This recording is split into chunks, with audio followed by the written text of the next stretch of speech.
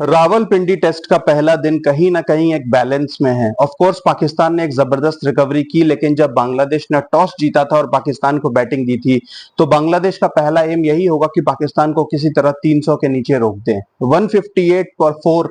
और बांग्लादेश यही सोच रही होगी कि अगर आज सेकेंड डे अगर अर्ली मॉर्निंग उन्हें 2 विकेट्स मिल जाए पहले हाफ एन आवर या 1 आवर में भी, तो पाकिस्तान की टेल काफी लंबी है। आपको याद होना चाहिए कि पाकिस्तान में अभी कोई ऑलराउंडर नहीं है, आमिर जमाल अवेलेबल नहीं है और पाकिस्तान 4 प्रॉपर फास्ट बॉलर्स के साथ उतर रहा है।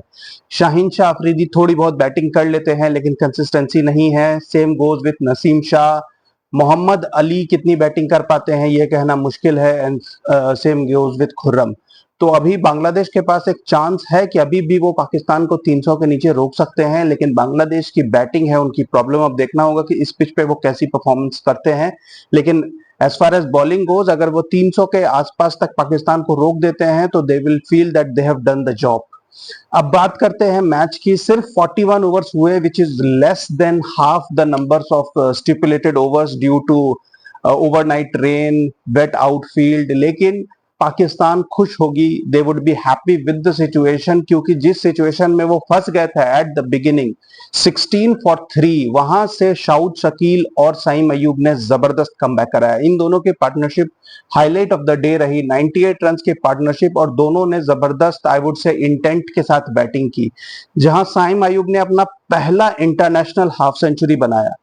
T20s में तो उनकी हाफ सेंचुरी लगी नहीं, जिसके ऊपर काफी लोग उनके ऊपर आप कह सकते हो उन्हें क्रिटिसाइज करते आ रहे हैं।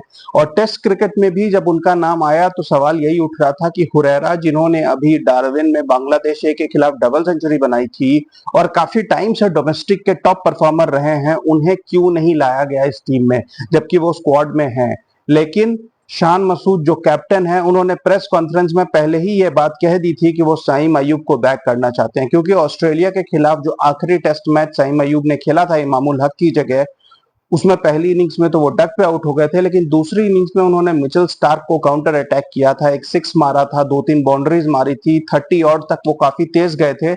हालांकि उसके बाद वो डिसमिस हो गए, लेकिन उस टूर पे काफी पाकिस्तानी बैट्समैन स्ट्रगल कर रहे थे, तो उन्हें कहीं ना कहीं दिखा कि साइम अयूब में वो टैलेंट है कि अगर बिग स्टेज पे वो परफॉर्म कर सकते हैं।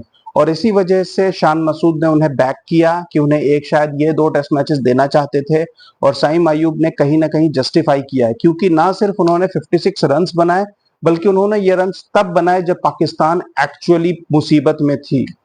पाकिस्तान की शुरुआत अच्छी नहीं रही और बांग्लादेश की कैचिंग काफी अच्छी रही। अगर अब्दुल्ला शफीक की बात करें तो वो एक आउटस्टैंडिंग कैच थी। शान मसूद रादर काफी अनलकी रहे, क्योंकि उस चीज को काफी बार दिखाया गया कि वो बॉल एक्चुअली पैड से लगी थी, बैट वहीं थी, लेकिन बैट और बॉल में थोड़ा सा गैप दिख रहा है।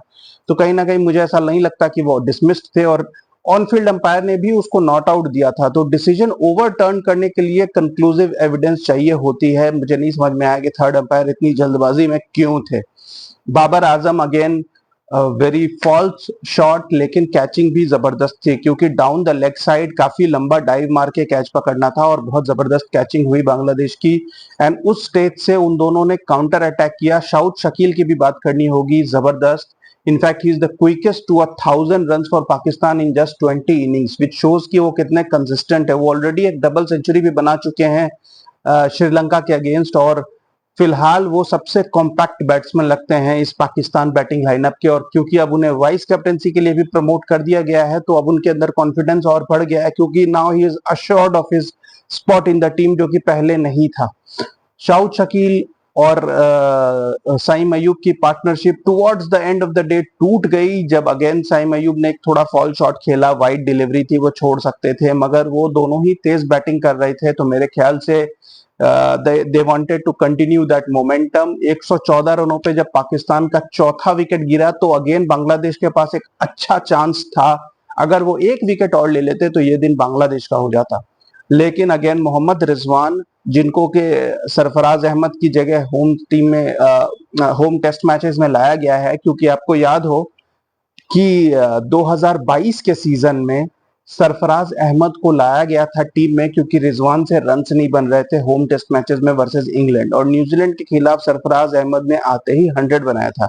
लेकिन अगेन इस टेस्ट मैच में रिजवान को वापस लाया गया, और रिजवान ने जितनी भी देर बैटिंग की अगेन वो पॉजिटिव इंटेंट के साथ बैटिंग कर रहे थे। Strike rate of 70 plus in test matches is really good. 24 run बनाए उन्होंने और लास्ट में एक 44 रन की पार्टनरशिप की और इंश्योर किया कि पाकिस्तान के और विकेट्स ना गिरे। हालांकि अगर शायद एक विकेट गिर जाता तो Bangladesh would have been the happier side taking 5 wickets in the day in 40 odd overs. Overall Pakistan का रन रेट ऑलमोस्ट 4 का था and that would be purely because of these 3 batsman जिन्होंने तीनों के तीनों ने ऑलमोस्ट 65-70 की स्ट्राइक रेट से बैटिंग की। लेकिन still the job is not done as far as Pakistan are concerned. Saud Shakeel को चाहिए कि वो 57 नॉट आउट हैं वो इस इनिंग्स को कन्वर्ट करे एक बड़ी इनिंग्स में। रिजवान भी जितनी देर तक उनका साथ दे सकें क्योंकि इसके बाद सिर्फ सलमान अली आगा ही एक प्रॉपर बैट्समैन है और फिर टेल है। अगर बांग्लादेश ने 1-2 विकेट जल्दी ले लिए तो फिर पाकिस्तान की टेल एक्सपोज हो सकती है और फिर 300 क्या 250 भी मुश्किल हो सकती है अगर 2 विकेट जल्दी गिर गए। तो बांग्लादेश का एम यही होगा कि अपने फास्ट बॉलर के साथ अटैक करें क्योंकि पिच सुबह फिर अगेन फास्ट बॉलर्स को थोड़ी मदद देगी एंड आई थिंक पहला हाफ एन आवर और 1 आवर बहुत क्रूशियल होगा। अगर पाकिस्तान उसे निगोशिएट कर लेता है देन पाकिस्तान वो कैन स्कोर बिग रन्स 350-400 तक भी जा सकते हैं। लेकिन अगर बांग्लादेश ने पहले हाफ एन आवर 45 मिनट्स को यूटिलाइज कर लिया तो then Bangladesh will be right back in the game. Weather forecast आपको बता दूं कि अब फिलहाल अगले 3 दिनों तक बारिश की कोई फोरकास्ट नहीं है, लेकिन यू ऑल नो कि ये फोरकास्ट कितने एक्यूरेट होते हैं। Again there would be chances मगर प्रेडिक्शन नहीं है, तो होपफुली कोई बारिश नहीं होगी तो अब पूरा मैच कंटिन्यू होगा। अगेन आपको याद दिला दूं कि आज मैच हाफ एन आवर जल्दी स्टार्ट होगा to compensate for the loss of overs yesterday और ऐसा अगले 2-3 दिन तक कंटिन्यू रहेगा। तो 98 ओवर्स का एक्शन है, देखते हैं मैच कहां जाता है। Keep watching guys, thank you.